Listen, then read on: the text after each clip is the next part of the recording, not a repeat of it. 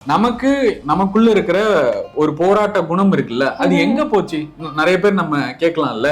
நிறைய விஷயங்கள் பாக்குறோம், நிறைய விஷயங்கள் பேசுறோம். ஆனா நமக்குள்ள இருக்க வேண்டிய மிக பற்றுதலான நமக்குள்ள நினைவுக்கு இருக்க வேண்டிய சில விஷயங்களை நம்ம ஏன் மறந்து போறோம்? எது நம்மளை டைவர்ட் பண்ணுது? ஆனா இதை நம்ம என்னைக்குமே ஞாபகம் வச்சுக்கணும் இல்லையா? சோ அந்த மாதிரியான விஷயத்த இந்த பாட்டு உங்களுக்கு ஞாபகப்படுத்தும். நான் இன்னைக்குமே சொல்றது ஒருதான். வாலி சார் கூட சொல்லியிருப்பாரு, நம்மளுடைய தொப்புள் குடி உறவுகள் உங்க வீட்டுல இருக்கிற ஒரு அண்ணன், உங்க வீட்டுல இருக்கிற ஒரு தம்பி, உங்க வீட்டுல இருக்கிற ஒரு அப்பா அம்மா அங்க இருக்காங்க அப்படின்றத நீங்க என்னைக்குமே மறந்துடாதீங்க.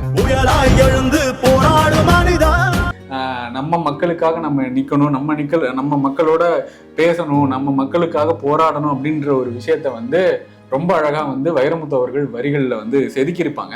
சென்சார் போர்டுல ஒரு பிரச்சனை நடக்குது.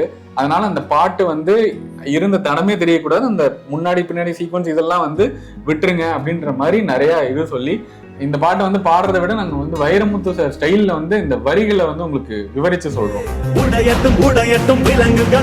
தமிழனா இருக்கிற நாம எல்லாமே ஒன்றுபட்டு நம்ம உணர்வுகளை கட்டி எழுப்பும் வரிகள் எதுனா, உடையட்டும் உடையட்டும் விலங்குகள் உடையட்டும் முடிவெடு தமிழினமே,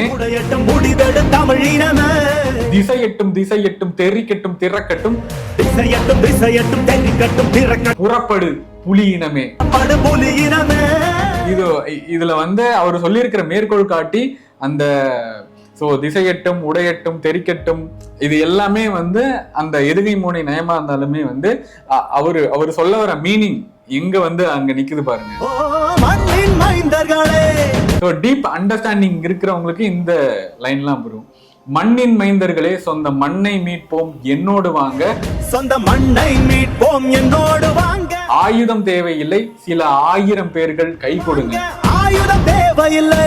இது சீக்வன்ஸாவே இருக்கும். இப்போ இவங்க லிரிக்கா சொல்ற விஷயம் எல்லாமே ஒரு ஊரை காப்பாத்துறதுக்காக போராடி பாடுற மாதிரியான ஒரு சீக்வன்ஸ்ல, சில 1000 பேர்கள் கை கொடுங்க, வாழ்வது ஒரு முறைதான், உயிர் போவதும் ஒரு முறைதானே, தலைமுறை வாழ்வதற்கு சில தலைகளை பலியிட தயங்காது, விதிகளும் பொடிபட வேதனை உடைபட, விதிகளும் பொடிபட வேதனை உடைபட விடுதலை கொடுத்து விடு, விடுதலை கொடுத்து விடு, விடிவதில் தாமதமானால் வானத்தை கிழித்து விடு, விடிவதில் தாமதமானால் மறுபடி வானம் விடியும், மீண்டும் போராட நேர்ந்தால் மறுபடி போராட்டம் நடக்கலாம், மறுபடியும் யுத்தங்களை நீங்கெல்லாம் சந்திக்க நேரிடலாம். அந்த படத்துல காட்சி அமைப்புக்காக இவங்க எழுதியிருக்காங்க.